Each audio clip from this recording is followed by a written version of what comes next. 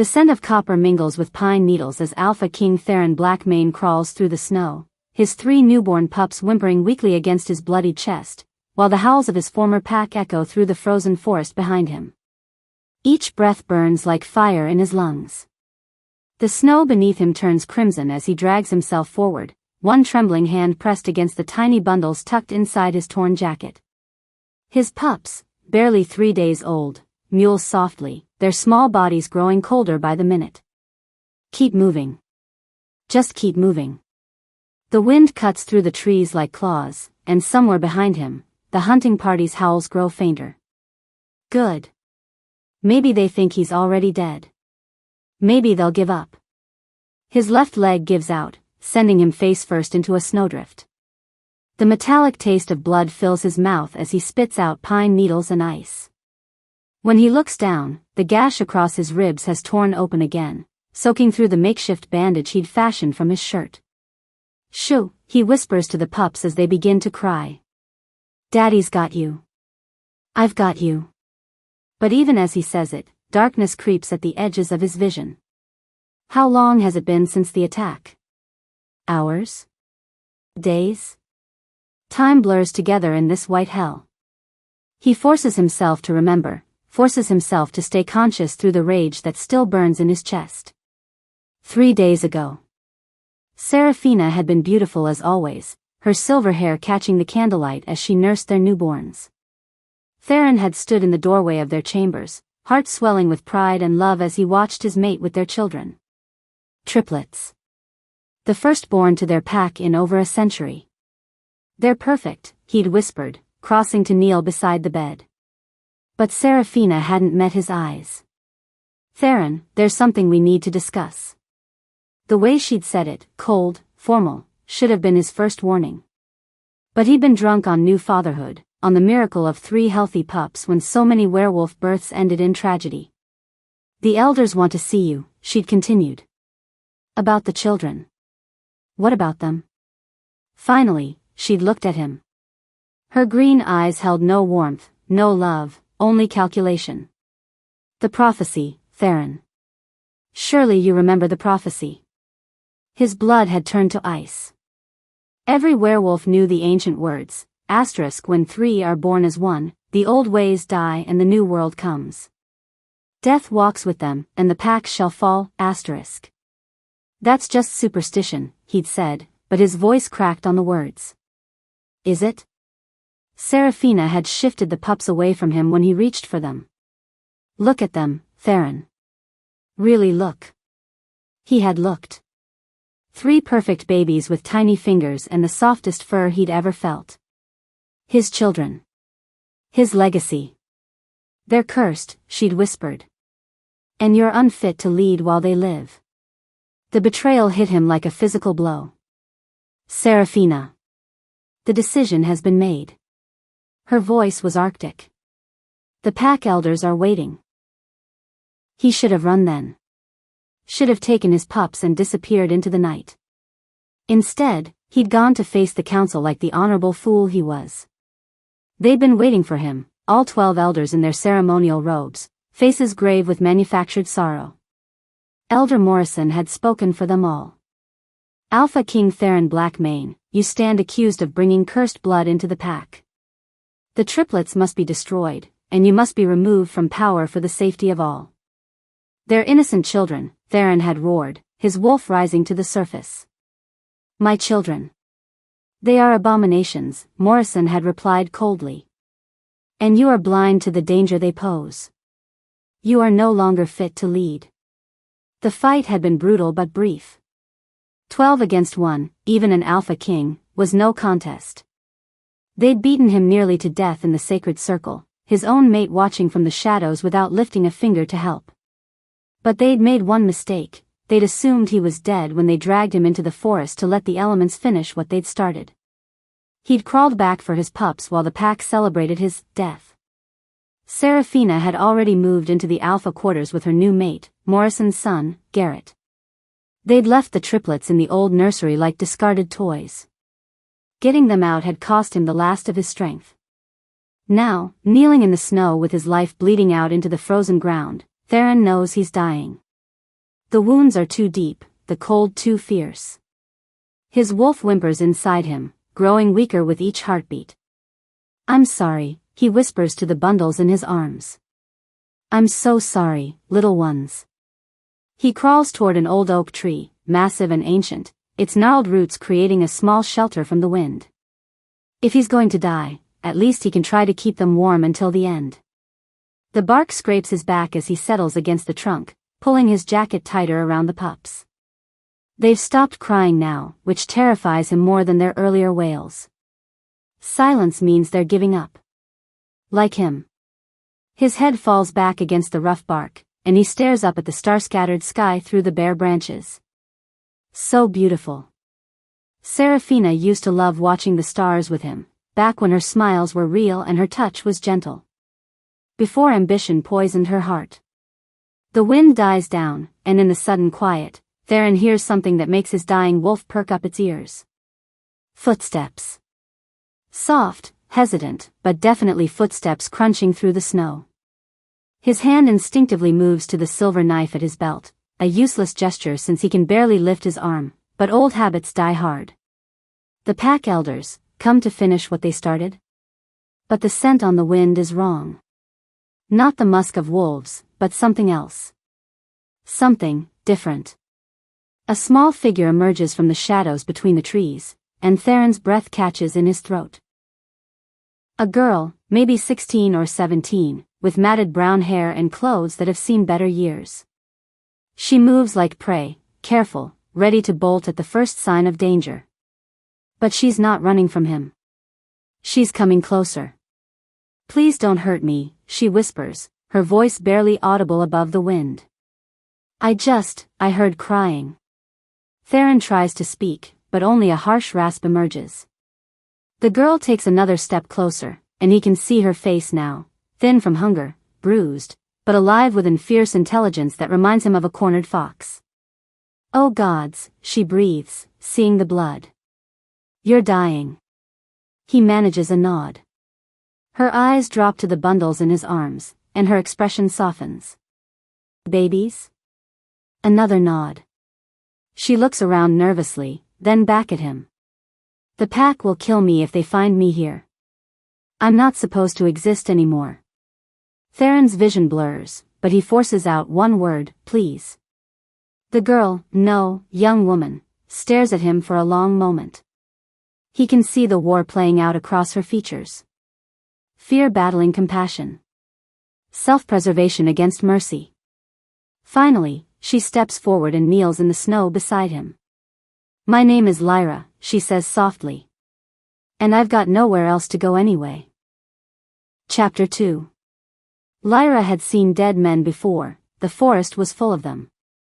Rogues who pushed too far into pack territory, humans who stumbled into the wrong hunting grounds, wolves who challenged alphas beyond their station. But she'd never seen a dead man still breathing, still fighting to keep 3 tiny lives warm against his cooling chest. This is insane, she whispered to herself as she grabbed Theron under his arms, trying to lift him. Absolutely insane. He was massive even in his human form, easily 6.5 feet of solid muscle that felt like trying to move a mountain. His skin burned with fever while the rest of him grew cold, and the smell of blood and infection made her stomach turn. The pups mewled weakly from inside his jacket, and that tiny sound broke something inside her chest. Okay, she said, settling him back against the tree. Okay, think, Lyra. Think. She looked around frantically, then remembered the old wooden sled she'd found last winter. It was hidden in the deadfall about 50 yards east, close enough to drag here if she hurried. I'll be right back, she promised the dying Alpha King. Don't you dare die on me. Not when you've made it this far. She ran through the snow faster than any human should be able to move, her peculiar gifts lending speed to her steps. The sled was where she'd left it, half buried under fallen branches but intact. She hauled it free and raced back to find Theron exactly as she'd left him, unconscious but breathing, the pup still tucked safely against his chest. Getting him onto the sled took every ounce of strength she possessed and several angles that would have made a geometry teacher weep. But finally, she had the massive Alpha secured with strips torn from her spare blanket, the triplets nestled in a makeshift nest beside him. The trek to her cave normally took 15 minutes. Dragging a sled through snow while checking constantly to make sure her passengers were still alive turned it into an hour-long nightmare. By the time she reached the hidden entrance, her lungs burned and her arms shook with exhaustion. But they'd made it. The cave was small but deep, carved into the hillside by some long-ago stream. She'd been living here for 3 years, ever since the pack had cast her out, and she'd made it as comfortable as possible. Thick furs covered the rocky floor, a fire pit provided warmth, and she'd even managed to rig a crude chimney that vented the smoke through a crack in the ceiling. More importantly, it was hidden. The entrance was concealed behind a tangle of thorn bushes that looked impenetrable from the outside. Not even the pack's best trackers had found her here. She dragged the sled inside and immediately set about building up the fire. Heat first, then she could assess the damage. In the flickering firelight, Theron looked even worse than she'd thought. The gashes across his ribs were deep and infected, probably from claws. His left shoulder hung at an odd angle, dislocated or broken. And those were just the injuries she could see. The pups were in better shape but growing weaker by the hour. They needed milk, warmth, and care she wasn't sure she could provide. "Well," she said to the unconscious Alpha, "you certainly know how to make an entrance." She started with the babies. Carefully extracting them from Theron's jacket, she examined each one by firelight. They were so small, so perfect, clearly born within the last few days. 2 were boys, 1 a girl, all of them with the fine bone structure that marked them as royal blood. But it was what she found on their tiny shoulders that made her blood run cold. Birthmarks. Not the usual brown or pink patches that sometimes decorated newborn skin, but marks that seemed to shimmer with their own inner light. The first boy bore a crescent moon of pure silver. The second boy's mark was gold like captured sunlight. The girl's was deepest black, like a piece of night sky torn from the heavens. Lyra's hands trembled as she wrapped each pup in soft furs. She knew these marks. Every wolf-born child heard the old stories, the prophecies passed down through generations of pack mothers. The triad. 3 children born as one, marked by moon and sun and void, who would either save their kind or destroy it entirely. "Oh, little ones," she whispered. "No wonder they tried to kill you." The babies began to cry, thin, hungry wails that echoed off the cave walls. She needed milk, but where could she possibly find it? The nearest human settlement was 30 miles away, and she couldn't leave them long enough to make the journey. Unless... Lyra closed her eyes and reached deep inside herself, to the place where her gift lived. The power that had made her an outcast, marked her as dangerous, branded her as something to be feared. The ability to heal through touch had manifested when she was 12, during a particularly brutal training session. Another Omega girl had been savaged by an aggressive Beta, her throat nearly torn out. Lyra had touched the wound without thinking, desperate to help, and watched in amazement as flesh knitted together beneath her palms. The pack healer, an ancient woman named Mother Crow, had immediately declared her cursed. Healing magic in one so young, so untrained, it's unnatural. Dangerous. She'll drain the life from others to power her gift. It wasn't true, of course. The power came from within her, not from stealing life force. But fear was stronger than truth, and the pack had voted to cast her out rather than risk whatever catastrophe her gift might bring. Now, staring down at 3 dying babies, Lyra knew her exile had led to this moment. She touched her fingertips to her chest, just over her heart, and whispered a prayer to whatever gods might be listening. Then she cupped her hands and concentrated, feeling the familiar warmth build in her palms. It was a ridiculous idea. She'd never tried to create anything from nothing, only to heal what was broken.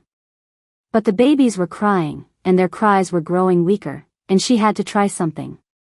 The warmth in her hands grew stronger, spreading up her arms and into her chest. She could feel her own life force responding, reshaping itself into something new. When she opened her palms, thick, creamy liquid pooled in her cupped hands. Milk. Rich, nourishing milk that smelled faintly of her own skin. It drained her, the effort left her dizzy and nauseated, but it was enough to feed 3 hungry babies.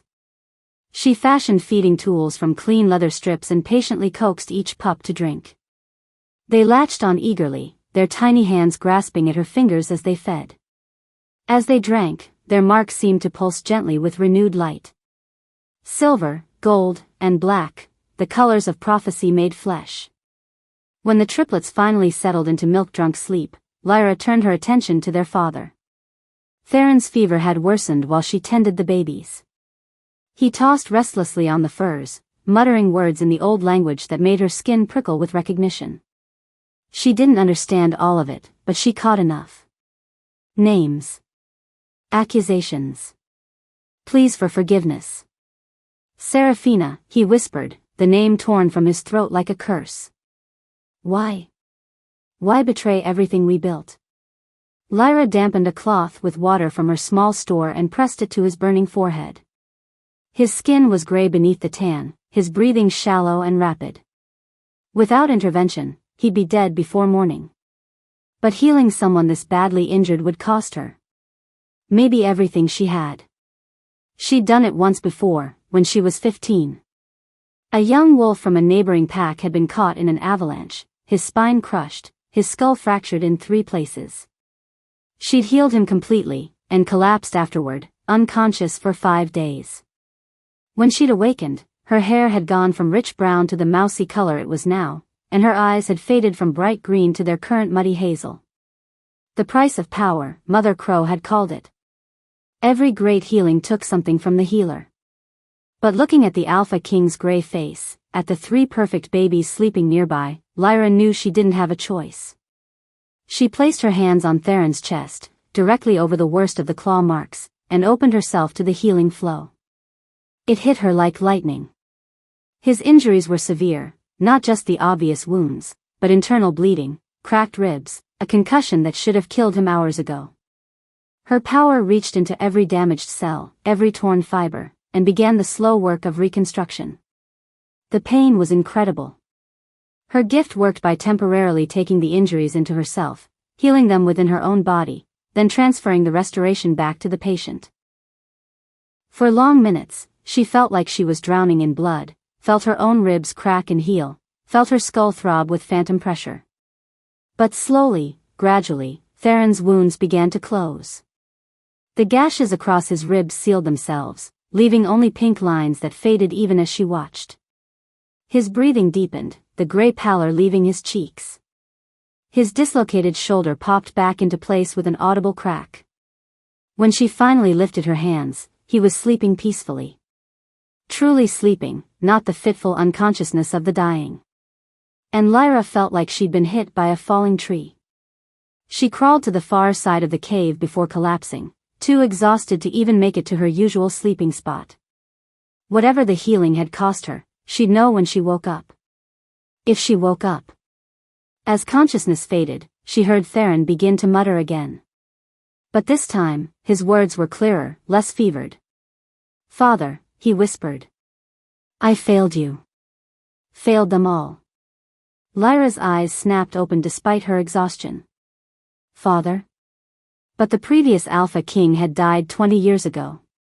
She should know, she'd been there when they burned his body, one more unwanted child standing at the edge of the crowd. One more unwanted child who shared his eyes. His jawline. His stubborn streak that had gotten them both cast out in their own ways. But that was impossible. She was nobody. An Omega without a past, without a pack, without even the ability to shift properly. Wasn't she? Thunder rumbled overhead, and the first drops of rain began to fall through the cave's ventilation crack. Storm season was coming early this year, which meant they'd be trapped together for days. Maybe weeks. Long enough for secrets to surface. Long enough for truths she'd buried to claw their way back into the light. Lyra closed her eyes and tried not to think about the way Theron's face looked so familiar in sleep, or how his scent reminded her of summer afternoons in the old palace gardens before everything went wrong. Some doors were better left unopened. But as the storm settled in around them, as the 3 marked babies slept peacefully between their hidden world and the larger one that wanted them dead, Lyra had the sinking feeling that all her carefully locked doors were about to be kicked wide open. Whether she was ready or not. Chapter 3.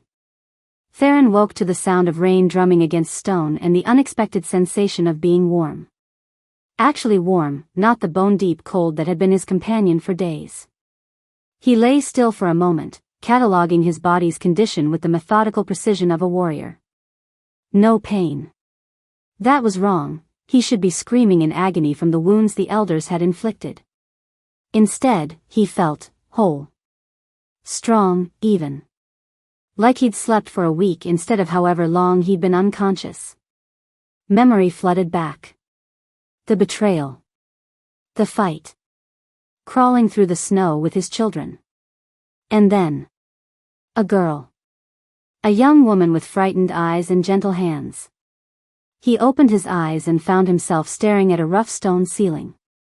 The cave was larger than it had seemed in his fevered memories, carved deep into the hillside and surprisingly well appointed. Furs covered the floor, supplies lined the walls in neat organization, and a small fire crackled cheerfully in a stone-lined pit. The triplets were sleeping peacefully in a nest of soft rabbit fur near the fire, their tiny chests rising and falling in perfect synchronization. They looked healthy, better than healthy. Their skin had the rosy glow of well-fed babies, and someone had cleaned them and wrapped them in fresh cloth. "You're awake." Theron turned toward the voice and saw his rescuer sitting cross-legged near the cave entrance, carefully sharpening a hunting knife with practiced strokes. In the firelight, she looked older than he'd first thought, maybe 20 instead of 16, but there was still something almost ethereal about her features. High cheekbones, a delicate jaw, and those unusual hazel eyes that seemed to shift color with the light. "How long?" His voice came out as a croak. 3 days. She didn't look up from her blade. "The storm's been raging the whole time. We're snowed in pretty thoroughly." 3 days. 3 days during which his pack would have consolidated power, declared him officially dead, and begun the hunt for his children. 3 days during which this strange young woman had kept them all alive. He sat up carefully, testing his body's response. Everything worked perfectly, too perfectly. The deep gashes across his ribs were gone without even a scar. His dislocated shoulder moved freely. Even the concussion that should have addled his brain for weeks had completely healed. "You did this." It wasn't a question. Lyra's hands stilled on the whetstone. "Did what?" "Healed me. That's why they cast you out, isn't it? Not because you couldn't shift. Because you could do something they feared." She set down the knife and finally met his eyes. "The pack doesn't like things they can't understand. Or control." Theron studied her face, noting the way she held herself, straight back despite the casual pose, every muscle ready for flight. Like prey that had learned to survive in a world of predators. But there was steel underneath the fear, a core of strength that reminded him of someone. "What's your full name?" "Just Lyra. That's all I've ever been. Everyone has a family name. Even Omegas." Her laugh held no humor. "Not the ones nobody wanted." Before Theron could press further, one of the triplets began to fuss.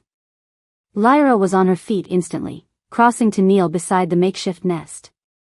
She lifted the crying baby, his daughter, Theron realized, with the natural ease of someone who'd been caring for children all her life. "Hungry again," Lyra murmured, settling the baby in her lap. "They eat constantly." Theron watched in fascination as she cupped her hands and concentrated. Within moments, rich milk pooled in her palms, created from nothing but will and power. It should have been impossible. Healing was one thing, but creating sustenance from thin air. "That's not normal healing magic," he said quietly. "Nothing about me is normal." She fashioned a feeding implement from soft leather and began coaxing the baby to drink. "I've never met another healer who could do what I do." "Because you're not just a healer." The pieces were clicking together in Theron's mind, forming a picture that made his chest tighten with possibility. "How old are you, Lyra?" 23. "When's your birthday?" She hesitated. "I don't know the exact date." Sometime in late winter. 23 years ago. Late winter. Just months before his father had died in that hunting accident that had never quite made sense. The old Alpha King had been acting strangely in those final months, secretive, making trips away from pack lands without explanation. Your mother, Theron pressed. What do you remember about her? She died when I was born. Lyra's voice was flat, emotionless. That's all anyone ever told me. Who raised you? The pack orphanage until I was 12. Then various foster families who couldn't wait to get rid of the weird girl who made them uncomfortable. She looked down at the feeding baby, her expression softening. I've been on my own for over a decade. Theron felt something cold settle in his stomach. The timeline fit. The circumstances fit. And those eyes, now that he really looked at them, they were achingly familiar. Before he could voice his suspicions, a new sound cut through the steady drum of rain. Howling. Distant but unmistakable, and getting closer. Lyra's head snapped up, her nostrils flaring as she scented the air. Hunters. At least 6 of them. Theron was on his feet instantly, his wolf rising to the surface. How close? Half a mile, maybe less. They're following our scent trail from the oak tree. She carefully settled the baby back with her brothers, then moved to a collection of weapons hidden behind a hanging fir. We have maybe 10 minutes before they find the cave entrance. We run. Theron began gathering the babies. There has to be another way out of here. In this storm? With 3 newborns? Lyra shook her head. We'd freeze to death in an hour. This is the only shelter for miles. Then we fight. You fight. I hide with the babies. Theron caught her arm as she tried to move past him. You've kept us alive for 3 days. You don't get to martyr yourself now. I'm not a fighter. I can't even shift properly. Then I'll teach you. She stared at him like he'd lost his mind. In 10 minutes? Not to shift. To fight. He released her arm and moved to examine her weapons cache. You've been surviving alone for years. That takes skills most pack wolves never develop. The howling was getting closer. Theron selected a pair of curved daggers from Lyra's collection, testing their balance. Well maintained and sharp enough to shave with. I've watched you move, he continued. You're fast. Quiet. You think before you act. Those are advantages most alphas never learn because they're too busy relying on brute strength. I'm not a warrior. No. You're something better. You're a survivor. He pressed the daggers into her hands. And right now, that's exactly what we need. The sound of claws scrabbling on stone echoed from somewhere near the cave entrance. They were out of time. Theron shifted into his wolf form, a massive black beast with silver markings that marked him as royal blood. Even diminished by injury and exile, he was an impressive sight. But 6 against 1 weren't good odds, especially when he was protecting 4 others. Stay behind me, he growled, his voice carrying even in wolf form. Keep the babies safe. The first enemy wolf came through the entrance low and fast, expecting to find a wounded alpha and helpless babies. Instead, he met 200 pounds of angry werewolf king backed by righteous fury. Theron's jaws closed around the intruder's throat before the scout could even yelp. A quick shake, and the first threat was eliminated. But 5 more poured through the entrance immediately after, spreading out to surround him. He recognized 2 of them, Garrett's personal guards, chosen for loyalty to the new regime rather than skill. The largest of them, a brown wolf with battle scars across his muzzle, stepped forward. Even in wolf form, his voice carried clearly. Alpha King Theron Blackmane. By order of the Pack Council, you are sentenced to death for treason and harboring cursed blood. Funny, Theron replied, circling slowly. I don't remember acknowledging the authority of traitors. The brown wolf's lips pulled back in a snarl. Your mate sends her regards. Red rage flooded Theron's vision. He lunged forward with a roar that shook dust from the cave's ceiling, catching the brown wolf across the chest with claws extended. They rolled across the stone floor in a tangle of fur and fangs, each trying for a killing grip. The other 4 attackers moved to flank him, but suddenly Lyra was there, moving with impossible speed and grace, her daggers flashing in the firelight. She wasn't fighting like a wolf or even like a trained warrior. She was fighting like something wild and desperate, using every dirty trick and unconventional move in her arsenal. One of the scouts yelped as her blade opened a long gash across his ribs.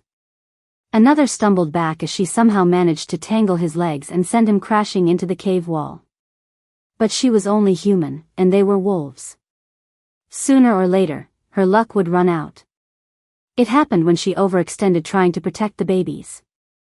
A gray wolf she hadn't seen coming caught her across the back with his claws, sending her sprawling. Blood bloomed across her shirt as she hit the ground hard. The gray wolf loomed over her, jaws opening for the killing bite. And something inside Lyra snapped. The sound that came from her throat was nothing human, a wild, keening cry that made the stone walls ring. Power exploded outward from her prone form, washing over the cave in waves that made Theron's fur stand on end. When the light faded, a wolf stood where Lyra had fallen. But not just any wolf. A white wolf with fur like fresh snow and eyes like liquid silver, the mythical moon-blessed bloodline that had vanished from the world over a century ago. The gray wolf that had been about to kill her stumbled backward, whimpering. Even Theron felt the urge to bare his throat in submission. This wasn't just a shift, it was a manifestation of pure alpha power, the kind that existed only in legends. Lyra's silver eyes fixed on the gray wolf, and her lips pulled back to reveal fangs that seemed to glow with their own inner light. When she moved, it was with fluid grace that made even Theron's enhanced speed look clumsy. She took the gray wolf apart in seconds. The remaining scouts broke and ran, their courage evaporating in the face of something they didn't understand. But Theron barely noticed their retreat. He was staring at Lyra's wolf form, memories cascading through his mind like falling stones. The last moon blessed had been his great-great-grandmother, Queen Astria, who had united the scattered packs into one great nation. She'd had the same white fur, the same silver eyes, the same aura of power that made other wolves instinctively kneel. But the bloodline had died out when Queen Astria's only son was killed in the Great War. Or so everyone had believed. Lyra shifted back to human form, her clothes somehow intact despite the transformation.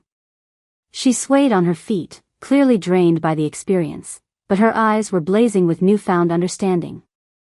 "Well," she said shakily. "That's new." Before Theron could respond, another figure appeared in the cave entrance. This one wasn't a scout, it was Elder Morrison himself, looking ancient and gnarled even in his wolf form. But his eyes held the malevolent intelligence that had orchestrated the coup against Theron. "So," Morrison said, shifting to human form. "The rumors are true. The lost bloodline lives." He looked impossibly old standing there in his ceremonial robes, but Theron could smell the power radiating from him. Morrison might be ancient, but he was still dangerous. "I should have killed you both when I had the chance," the elder continued conversationally. "But I wanted to see for myself. To confirm what the prophecies suggested." "What prophecies?" Lyra demanded. Morrison smiled, and it was a terrible thing to see. "The full prophecy, child. The part we never told the pack. When 3 are born as one, the old ways die and the new world comes. Death walks with them, and the packs shall fall, unless the moon blessed rises to guide them home." Theron felt the world tilt sideways. "The triplets aren't cursed." "Oh, they are," Morrison said. "But not in the way we claimed. They're cursed to destroy the current order, my order. Because they're not just royal blood, are they? They're bound to her." He pointed at Lyra. "The moon blessed. Their destined protector and guide." Lyra staggered backward as if she'd been struck. "That's impossible." "Is it?" Morrison's eyes glittered with malice. "Why do you think your healing powers are so strong? Why do you think you were cast out at exactly the right time to find them?" Why do you think you've survived alone all these years when any normal Omega would have died? The babies began to cry in their nest, and Lyra moved instinctively to comfort them. As soon as her hands touched the nearest child, all three settled immediately, their birthmarks, silver, gold, and black, pulsing gently with renewed light. You see? Morrison continued. They know you. They've always known you. Just as you've always known them. Theron's mind reeled as he tried to process the implications. If Lyra was moon-blessed, if she was who Morrison claimed, then everything about the coup, about the prophecy, about his exile made a different kind of sense. The pack would never accept it, he said slowly. A moon-blessed alpha would mean the end of the elder system. The end of your power. Exactly. Morrison began to circle them like a predator stalking prey. Which is why you all have to die. Tonight. Here. Before word of her true nature can spread. The old elder's form began to shift, but not into a normal wolf. His bones elongated, his muscles swelled, and his eyes blazed with unnatural fire. When the transformation completed, a monster stood before them, something that had once been wolf but had been twisted by dark magic into something far more dangerous. You're not just an elder, Lyra breathed. You're a shadow walker. Morrison's laugh was like breaking glass. I've lived for 3 centuries, child. Long enough to see the rise and fall of a dozen pack leaders. Long enough to know that power belongs to those strong enough to seize it. He lunged forward with impossible speed, claws extended and fangs dripping with venom. Theron barely managed to intercept him, the two massive forms crashing together with bone-jarring force. But Morrison was old, cunning, and enhanced by powers that no natural wolf possessed. Within moments, he had Theron pinned against the cave wall, claws digging deep into the Alpha King's throat. The new order dies tonight, Morrison hissed. Along with the last of the old blood. Lyra watched in horror as the life began to fade from Theron's eyes. The babies were crying again, their small voices echoing off the stone walls like a lament for futures that would never come to pass. And something inside her, something that had been sleeping for 23 years, finally awakened. The moon-blessed weren't just healers. They weren't just shifters. They were the balance between life and death, order and chaos, the old world and the new. And Morrison had just threatened everything she was destined to protect. Silver light exploded from Lyra's eyes as she stepped forward, no longer the frightened exile or the reluctant healer. For the first time in her life, she was exactly who she was meant to be. Let him go. Her voice carried power that made the cave walls tremble, and even Morrison's ancient strength faltered before it. The Shadow Walker turned to face her, his monstrous features twisting into something like respect. Finally, he whispered. The true moon blessed rises. Too bad you're 3 centuries too late to save anyone. The final battle was about to begin. Chapter 4. The silver light emanating from Lyra's eyes cast dancing shadows on the cave walls, and for a moment that stretched like eternity, nothing moved except the flickering flames and the gentle rise and fall of 3 sleeping babies. Morrison's monstrous form crouched over Theron's prone body, ancient claws still pressed against the Alpha King's throat. But even the Shadow Walker seemed frozen by the raw power radiating from the young woman who had just discovered her true heritage. You don't understand what you're awakening, child, Morrison said, his voice like grinding stone. The moon-blessed weren't just rulers. They were weapons. Created to bring balance, yes, but balance sometimes requires destruction. Lyra took another step forward, and the silver light intensified. I understand enough. You tried to murder innocent children. You betrayed your own pack. You've perverted everything the Wolf Nation once stood for.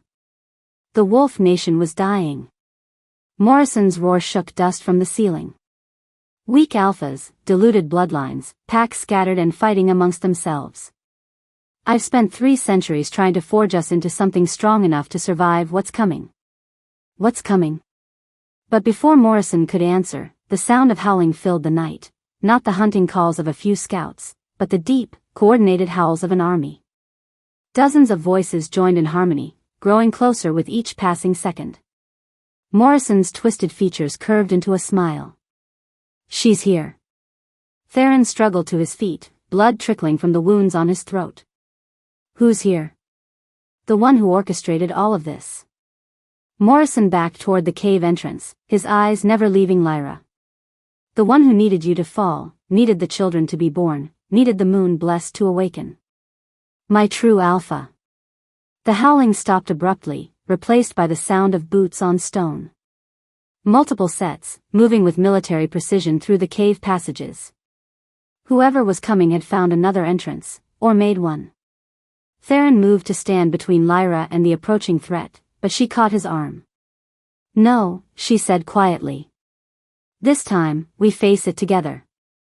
The first figure to emerge from the shadows was achingly familiar. Seraphina stepped into the firelight with the fluid grace of a born predator, her silver hair braided for battle and her green eyes cold as winter ice. She wore the ceremonial armor of an alpha queen, but the symbols etched into the metal weren't from Theron's pack. They were older, darker, speaking of powers that had no place in the modern world. Behind her came 24 warriors, all bearing the same corrupted symbols. Their eyes held the glassy sheen of wolves bound by blood magic rather than loyalty. Hello, Theron, Seraphina said, her voice carrying the same warmth that had once made him believe she loved him. You look well. Amazing what proper healing can accomplish. Seraphina. Theron's voice was carefully controlled, but Lyra could feel the rage radiating from him like heat from a forge. I should have known you were behind Morrison's rebellion. Rebellion? Seraphina laughed, and the sound was like breaking crystal. Oh, my dear fool. Morrison didn't rebel against anything. He's been serving me for decades. The ancient shadow walker bowed his monstrous head. My alpha. The moon blessed has awakened, as you predicted. I can see that. Seraphina's gaze fixed on Lyra, and something predatory flickered in her green eyes. Though she's not quite what I expected. So young. So, untrained. What do you want? Lyra demanded. What I've always wanted. What I've spent the last 3 years carefully orchestrating. Seraphina gestured to her warriors, who spread out to block every possible escape route. I want you to unlock your full power, moon-blessed. And I want those children to help you do it. Theron stepped forward, his wolf rising to the surface. You'll have to go through me first. Will I?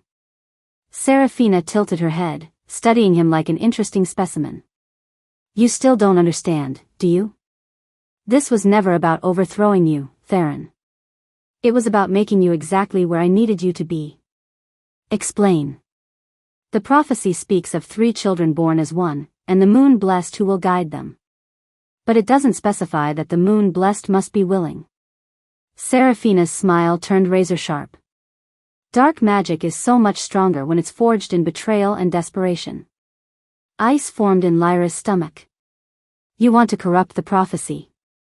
I want to fulfill it, but on my terms. You see, there's another part of the legend that the pack historians conveniently forgot to preserve. The moon-blessed weren't just protectors. They were keys. Specifically, keys to unlock the eternal curse. Morrison nodded eagerly. The curse that grants immortality and unlimited power to those strong enough to claim it. But, Seraphina continued, the curse can only be broken by willing sacrifice. The moon-blessed must choose to give up their power, their life force, their very essence to fuel the transformation. And they must do it while bonded to their 3 guardians. Theron's face went gray as understanding dawned. The triplets aren't just marked by prophecy. They're bound to her. From the moment of their birth, yes. Their life force is connected to hers, just as hers is connected to mine. Seraphina's eyes glittered with triumph. I've been preparing for this moment since before they were conceived. Every betrayal, every exile, every desperate choice that brought us to this cave, all of it orchestrated to create the perfect conditions. You're insane, Lyra whispered. I'm practical. The wolf nation is fragmenting. Human populations are encroaching on our territory. Other supernatural factions are growing stronger while we grow weaker. In 50 years, maybe less, our entire species will be extinct unless someone has the power to unite and protect us. By enslaving them to your will? By giving them a leader strong enough to ensure their survival. Seraphina raised her hand, and dark energy began to swirl around her fingers. I'll be immortal, all-powerful, and completely devoted to preserving our kind. What could be better? Freedom, Theron said quietly. Choice. The right to forge our own destiny. Pretty words from someone who's about to watch his children die. The battle erupted without warning. Seraphina's warriors rushed forward while she began chanting in the old language, her voice weaving threads of dark magic that made the air itself seem to thicken and burn. But this time, Theron didn't fight like a king defending his throne. He fought like everything Lyra had taught him, using speed instead of strength, strategy instead of brute force. He flowed between his enemies like smoke, striking at weak points and vulnerable joints, turning their own momentum against them. Lyra joined the battle not as a frightened exile, but as the moon-blessed awakening to her true nature. Silver light streamed from her hands as she moved, and every enemy she touched crumpled as their life force was temporarily disrupted. She wasn't trying to kill, she was trying to incapacitate long enough to reach the source of the threat. But Seraphina's magic was strong, and more warriors kept pouring through the cave entrances. For every enemy they dropped, 2 more appeared. Then the triplets began to cry. Not the normal wails of frightened babies, but something else entirely. Their voices rose in perfect harmony, and with each note, the birthmarks on their tiny shoulders blazed brighter. Silver, gold, and black light filled the cave, and suddenly an invisible barrier sprang into existence around Lyra. The enemy warriors stumbled backward as if they'd run into a wall. Even Morrison's shadow-enhanced strength couldn't penetrate whatever the babies had created. Impossible, Seraphina breathed. They're barely a week old. But Lyra understood. The triplets weren't just her destined guardians, they were her anchors. As long as they lived, as long as they chose to protect her, she couldn't be corrupted or controlled. Which meant Seraphina would have to kill them to claim her prize. No, Lyra said, reading the decision in the other woman's eyes. I won't let you hurt them. Then give me what I want willingly. Seraphina's form began to shift, but not into a normal wolf. Dark magic swirled around her, transforming her into something that might have been beautiful if it weren't so obviously wrong. Her wolf form was larger than any natural animal, with fur like spilled shadow and eyes that burned with stolen fire. Become my sacrifice, moon-blessed, and the children live. Refuse, and I'll tear them apart while you watch. Lyra looked at the 3 babies, at Theron who was bleeding from a dozen wounds as he held off the remaining warriors, at Morrison whose ancient power was slowly overwhelming her protective barrier. She could feel her own power growing stronger with each heartbeat, fed by desperation and love and the absolute determination to protect what mattered most. But Seraphina was right, she was untrained, uncertain, fighting on instinct rather than knowledge. It might not be enough.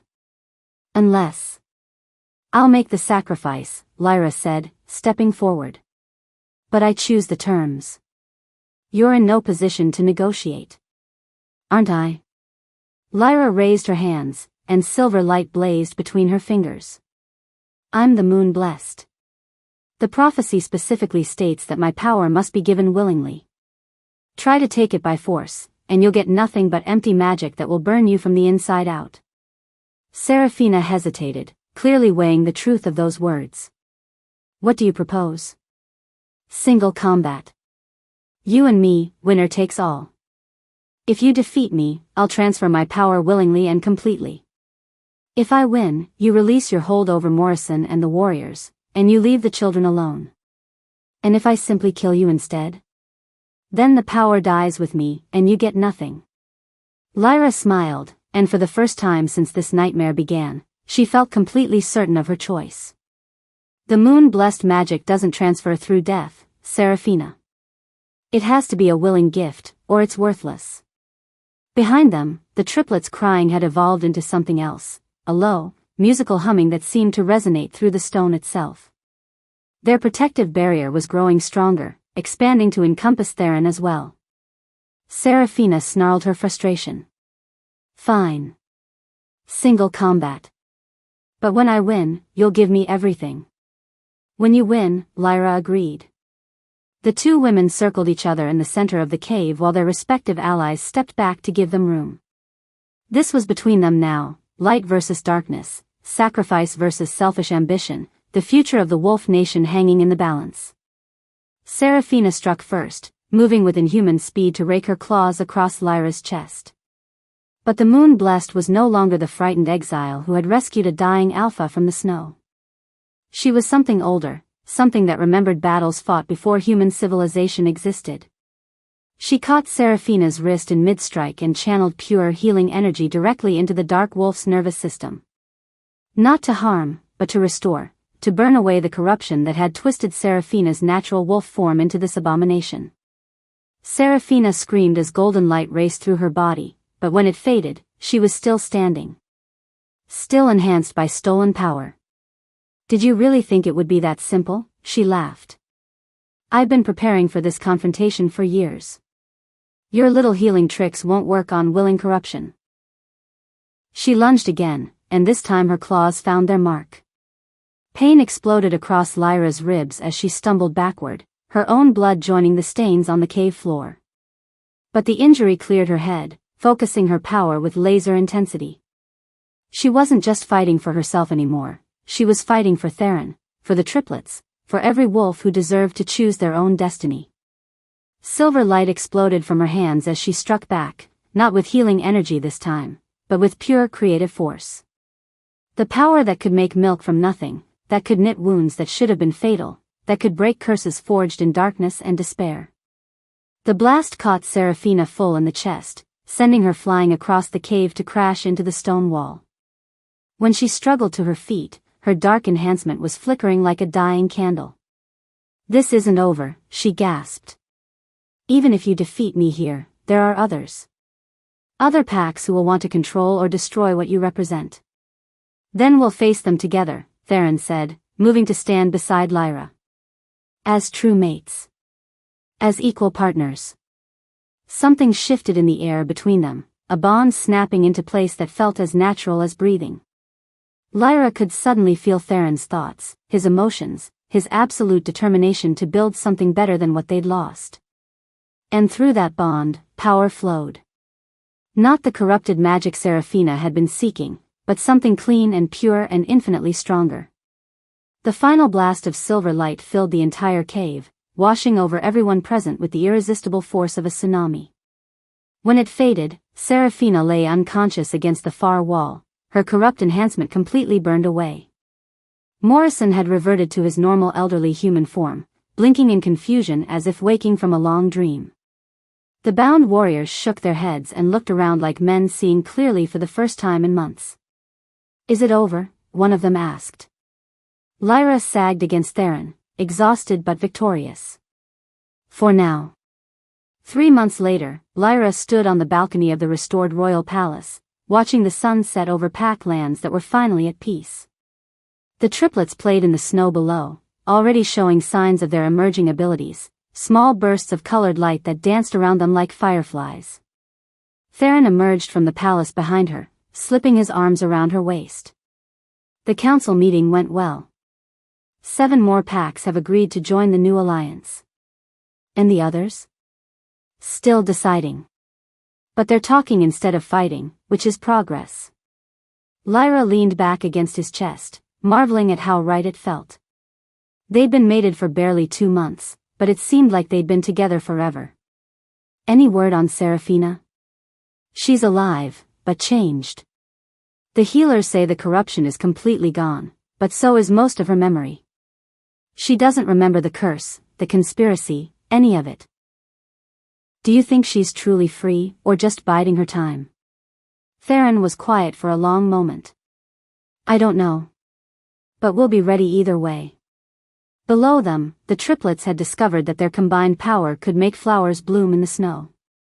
They giggled with delight as tiny spring blossoms pushed through the frozen ground, their birthmarks glowing softly in the twilight.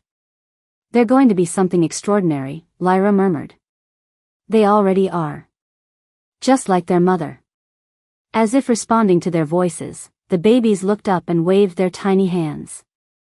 Light streamed from their fingers, silver, gold, and black weaving together into patterns that spoke of hope, growth, and unlimited possibility. When the full moon rose over the palace, Lyra and Theron shifted together, she into her white wolf form with eyes like liquid silver, he into his black wolf with royal markings. They ran through the snow with their children, no longer refugees or exiles, but the foundation of something entirely new. The old ways hadn't died, as the prophecy had warned.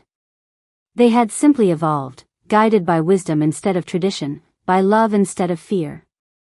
And under the light of the moon that had blessed them all, the future stretched ahead like an unmarked path through pristine snow, full of challenges, certainly, but also full of endless possibility. The wolf nation would endure. But more than that, it would thrive. And it would choose its own destiny. Epilogue. 5 years later. The morning sun streamed through the tall windows of the palace nursery, casting rainbow patterns across the polished wooden floor where 3 children played with the focused intensity that only 5-year-olds could muster. Their laughter filled the room, pure, infectious joy that made everyone who heard it smile involuntarily. Lyra stood in the doorway, one hand resting on her rounded belly, watching her children with the same wonder she'd felt the first time she'd held them as helpless newborns. So much had changed since that terrible night in the cave. So much had grown from the ashes of what they'd lost. "Mama, look," called Kieran, the eldest by mere minutes but already showing signs of the natural leadership that ran in his father's bloodline. His silver birthmark glowed softly as he concentrated, carefully levitating a wooden toy wolf 3 feet off the ground. "I can make it dance." "That's wonderful, sweetheart," Lyra said, settling into the comfortable rocking chair Theron had carved for her during her first pregnancy. "But remember what we talked about, using your gifts responsibly." "Only to help, never to hurt," chanted Mira, their daughter, whose golden mark seemed to pulse in rhythm with her heartbeat. She was gentler than her brothers, more thoughtful, but her power was just as strong. As she spoke, every flower in the room's garden boxes began to bloom simultaneously, filling the air with the sweet scent of spring. "And only when it feels right in here," added Sage, the youngest, pointing to his chest. His black birthmark was the most subtle of the 3, but Lyra had learned it was also the most complex. Where Kieran could manipulate physical objects and Mira could encourage growth and healing, Sage seemed able to sense emotions and intentions, a gift that would serve him well in the diplomatic future that likely awaited him. "Very good." Lyra's voice was soft with pride. "Now, who wants to help me with the morning rounds?" All 3 hands shot up immediately. The morning rounds had become a beloved family tradition, walking through the palace and the surrounding village, checking on the people, listening to their concerns, offering help where it was needed. It was Lyra's way of staying connected to the individuals behind all the grand politics of ruling, and it had proven to be one of the most popular innovations of the new regime.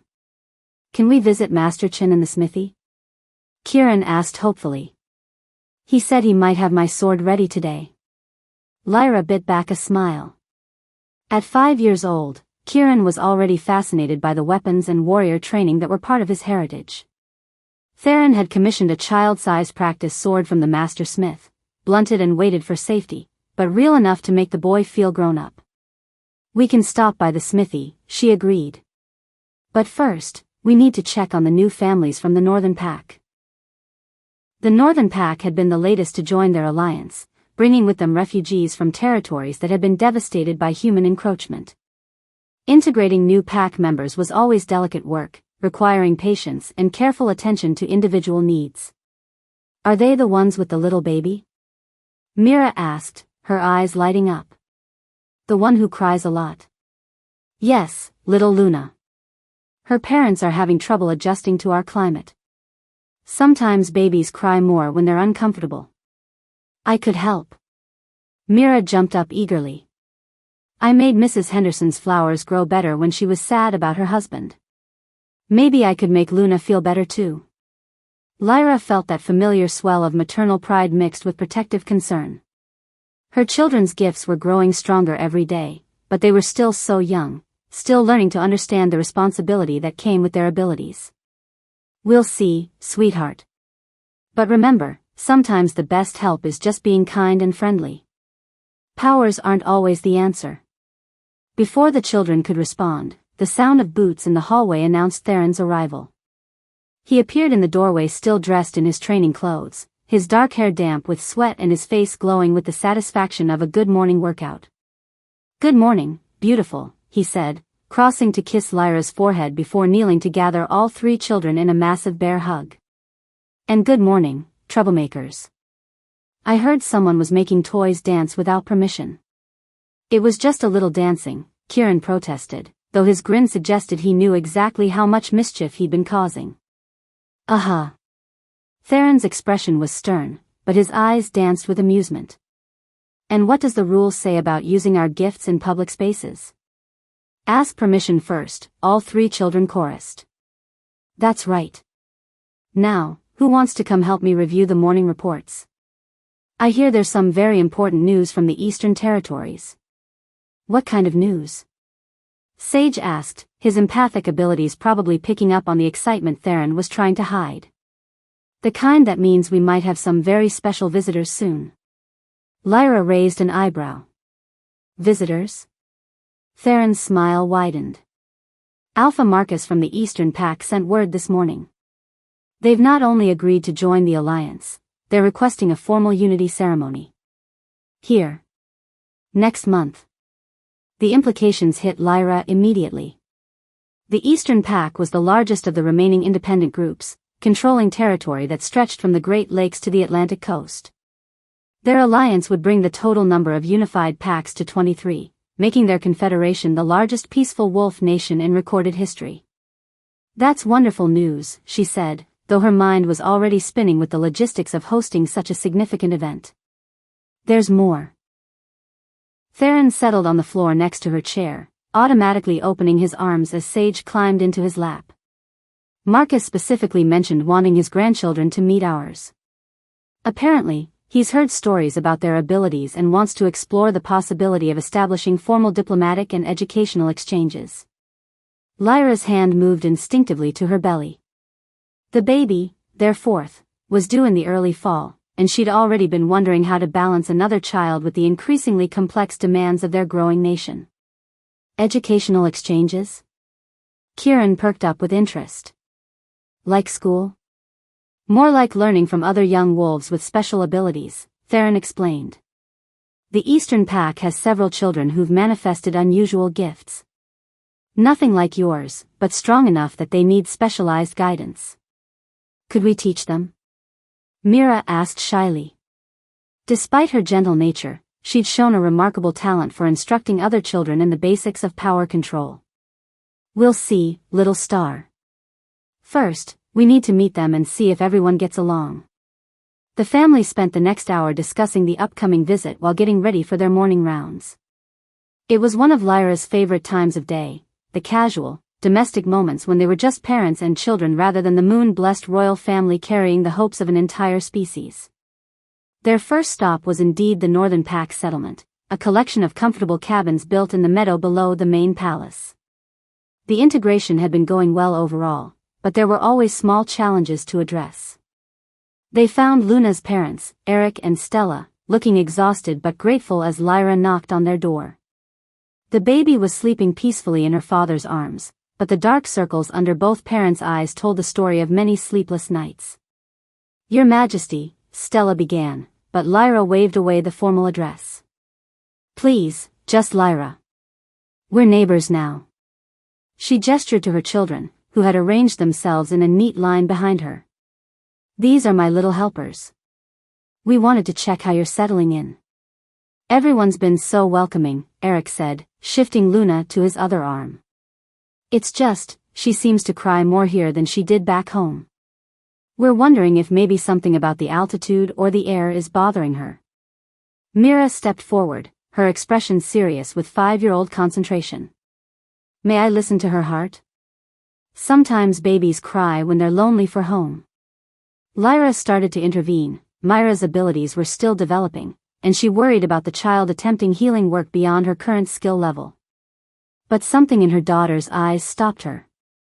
This felt right. This felt like exactly what Mira was meant to do.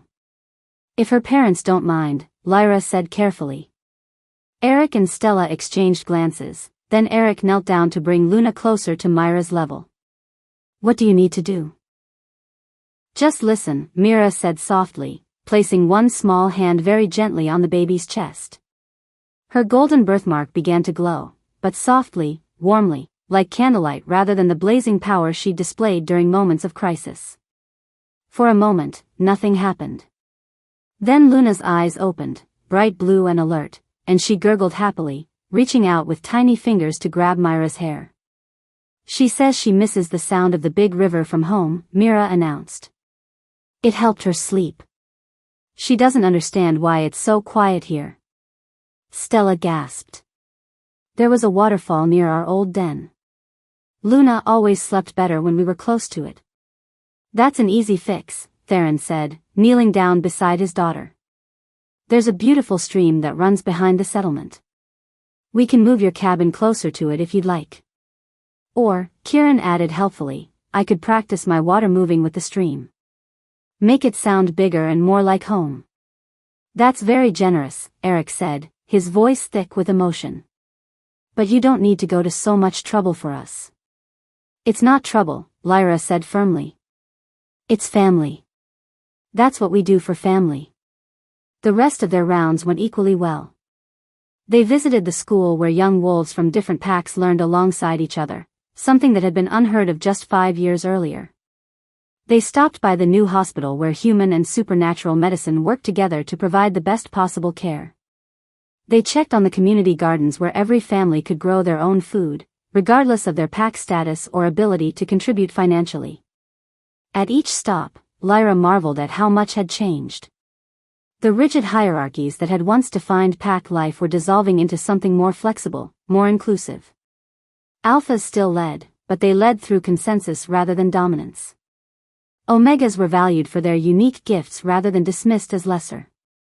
Children were encouraged to develop their abilities for the benefit of everyone rather than being forced into predetermined roles. It wasn't perfect, change never was. There were still those who resented the new ways, still packs that refused to join the alliance, still challenges that seemed insurmountable on some days. But it was progress. It was hope. It was everything Lyra had dreamed of during those lonely years as an exile. Their final stop was the Memorial Garden, a peaceful space dedicated to those who had died during the transition to the new order. Theron's father's grave was there, along with markers for the wolves who had fallen during various conflicts, and even a small stone commemorating Seraphina, not the corrupted woman who had tried to destroy them, but the young wolf she had been before darkness claimed her. Tell us about great-grandfather again, Sage requested as they stood before the elaborate headstone that marked the previous Alpha King's resting place. It had become a ritual, these stories. Theron would tell the children about their grandfather's wisdom, his dedication to protecting his people, his vision of a united wolf nation that had ultimately cost him his life. Lyra would add her own memories, fragments really, since she'd been so young when he died, of a man who had been kind to a strange little girl that no one else wanted. But today, as Theron began the familiar tale, Lyra found herself thinking not about the past but about the future. About the baby growing inside her, about the diplomatic challenges that lay ahead, about the kind of world they were building for their children and their children's children. Mama? Mira tugged on her dress. You look far away. Just thinking, sweetheart. About what? Lyra smiled, lifting her daughter into her arms despite the growing weight of her pregnancy. About how proud your great-grandfather would be of all of you. About how proud I am of all of you. Even when we're troublemakers? Kieran asked with a grin. Especially then. She reached out to ruffle his dark hair. Some of the best changes in the world started with people who refused to follow the old rules. As if summoned by her words, a messenger arrived at the garden gates, a young wolf from the communication corps that had been established to keep the various alliance packs in contact. He approached respectfully, bowing to both Theron and Lyra before delivering his news. Your Majesties, urgent word from the Southern Territories. Alpha Isabella reports that 3 more packs have requested Alliance membership, and... He paused, clearly excited. They're specifically asking for educational programs for their gifted children. Word of your children's abilities has spread, and they want their young ones to learn from the royal family. Theron and Lyra exchanged glances. This was exactly what they'd hoped for, not just political alliance, but cultural exchange, the sharing of knowledge and abilities that would make everyone stronger. How many children are we talking about? Lyra asked. 17, Your Majesty. Ranging in age from 4 to 16. All showing various forms of enhanced abilities.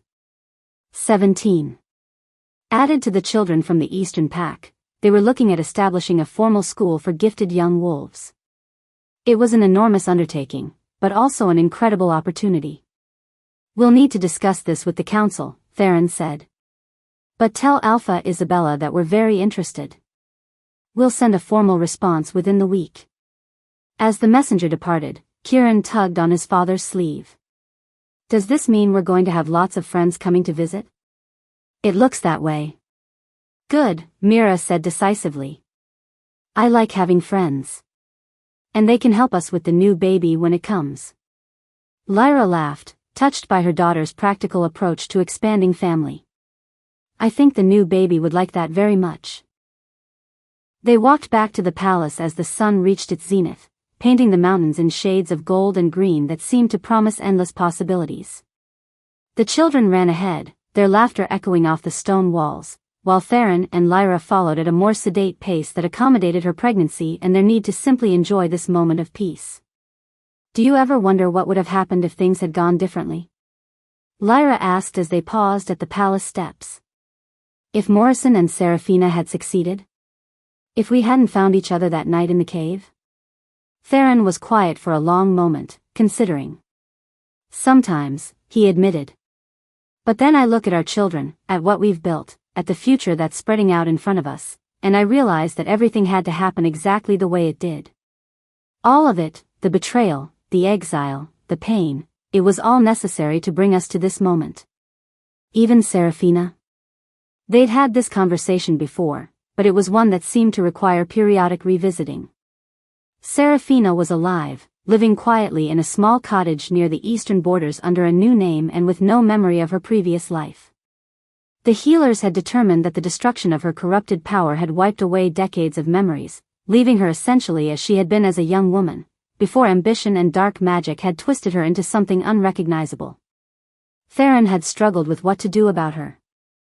Justice demanded some form of punishment, but how could you punish someone who genuinely didn't remember their crimes?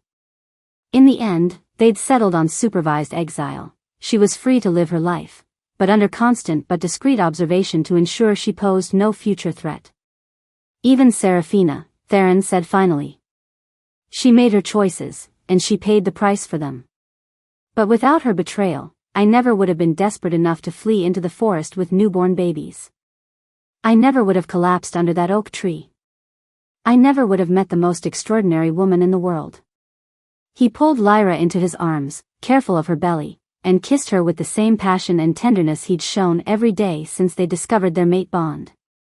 After 5 years of marriage and 3, soon to be 4, children, he still looked at her like she was the most amazing thing he'd ever seen. I love you, he murmured against her lips. I love our chaos and our peace, our children and our calling, our past and our future. All of it. I love you too, she whispered back. More than I ever thought possible. A crash from inside the palace, followed by nervous laughter and rapidly approaching footsteps, interrupted their romantic moment. Oh, came Kieran's voice from just inside the doors. We should probably mention that we might have accidentally turned Uncle Marcus's new hat into a butterfly. And the butterfly might have gotten loose in the throne room.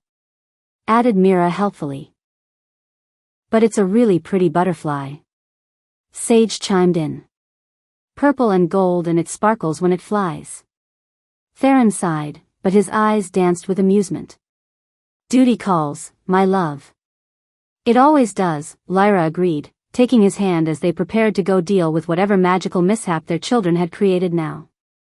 But I wouldn't have it any other way. As they walked through the palace doors together, Lyra felt the baby kick strongly against her ribs, a tiny reminder of the new life growing within her, of the continuing cycle of hope and love and possibility that defined their family. Outside, spring was finally asserting itself over the mountain winter. Flowers were blooming in impossible profusion, birds were building nests in the eaves of the palace, and somewhere in the distance, she could hear the sound of children laughing as they played in the gardens. The wolf nation had not just survived, it was thriving. And at the heart of it all was something that no prophecy could have predicted, no magic could have created, no amount of political maneuvering could have achieved. Love. Pure, simple, complicated, messy, wonderful love. The kind of love that built families and kingdoms, that healed old wounds and opened new possibilities, that turned exiled refugees into the foundation of a better world. And as Lyra followed her mate and children into their home, their palace, their sanctuary, their center of an ever-expanding circle of hope, she knew with absolute certainty that their greatest adventures were still ahead of them. After all, they had a nation to nurture, children to raise, and a future to build. Together. The end. Thank you for listening to this story. Like, share and subscribe for more.